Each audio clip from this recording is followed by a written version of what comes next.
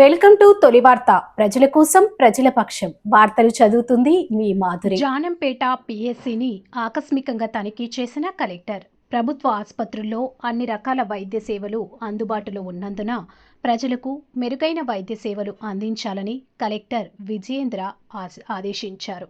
బుధవారం ఆమె మూసాపేట మండలం జానంపేట ప్రాథమిక ఆరోగ్య కేంద్రాన్ని ఆకస్మికంగా తనిఖీ చేశారు.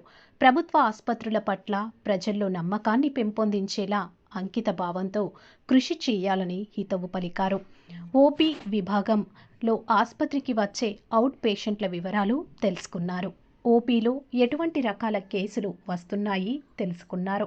వేసవిలో ఉష్ణోగ్రతలు పెరుగుతున్నందున వడదెబ్బకు తగిన చికిత్స అందించాలని, వేసవిలో జాగ్రత్తలపై రోగులకు అవగాహన కలిగించాలని సూచించారు.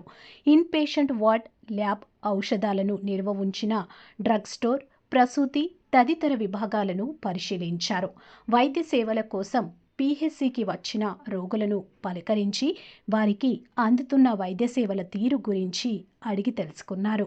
అన్ని రకాల మందులు అందుబాటులో ఉండేలా చూసుకోవాలని, కాలం చెల్లిన ఔషధాలను ఎప్పటికప్పుడు పరిశీలిస్తూ వాటి స్థానంలో కొత్త స్టాక్ను వినియోగించాలని కలెక్టర్ సూచించారు. ఆసుపత్రిలో డెలివరీల గురించి తెలుసుకున్నారు. మార్చి నెలలో ఇప్పటి వరకు 10 డెలివరీలు చేసినట్లు తెలిపారు.